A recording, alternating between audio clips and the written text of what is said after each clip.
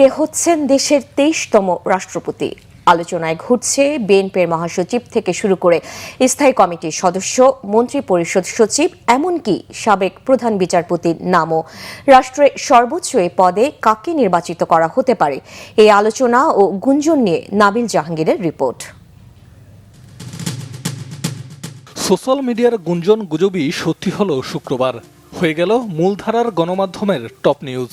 দিনটির শেষ ভাগে পদত্যাগ করলেন বাংলাদেশের ২২তম রাষ্ট্রপতি মোহাম্মদ শাহাবুদ্দিন চুপ্পু।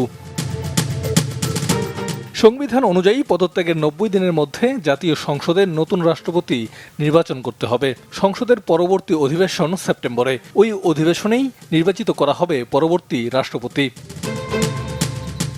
প্রশ্ন ঘুরছে, কে অলংকৃত করতে যাচ্ছেন দেশের ২৩তম সাংবিধানিক প্রধানের এই পদটি।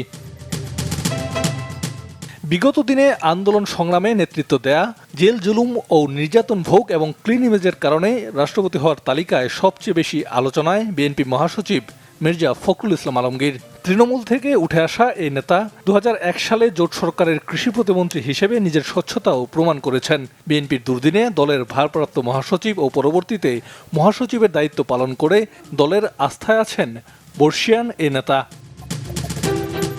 নতুন রাষ্ট্রপতি পদে আলোচনায় ঢাকা বিশ্ববিদ্যালয়ের সাবেক অধ্যাপক, বিএনপির স্থায়ী কমিটির সদস্য ডক্টর খন্দকার মোশাররফ হোসেন। কুমিল্লার দাউদকান্দি থেকে বারবার নির্বাচিত এই নেতা দায়িত্ব পালন করেছেন জ্বালানি, স্বরাষ্ট্র এবং স্বাস্থ্য ও পরিবার কল্যাণ মন্ত্রী হিসেবেও।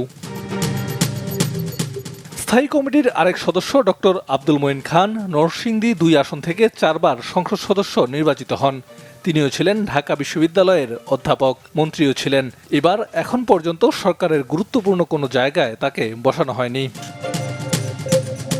রাজনীতির বাইরে রাষ্ট্রপতি হওয়ার আলোচনায় এগিয়ে সদ্য সাবেক প্রধান বিচারপতি সৈয়দ রেফাত আহমেদ।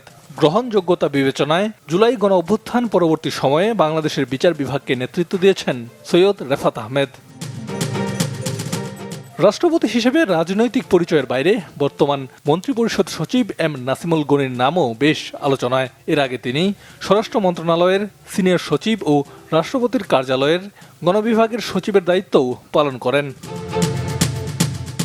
এছাড়াও সাবেক সেনা কর্মকর্তা, একাধিক সিনিয়র সাংবাদিক, সাবেক বিচারপতি এবং কয়েকজন আমলার নামও রয়েছে এই তালিকায়। এমন তালিকা ও গুঞ্জনের মাঝে ভারমুক্ত করে অবসরপ্রাপ্ত মেজর হাফিজউদ্দিন আহমেদকেই ২৩তম রাষ্ট্রপতি করে দেয়া হতে পারে, এমন আলোচনাও রয়েছে। নাবিল জাহাঙ্গীর, বাংলাভিশন, ঢাকা।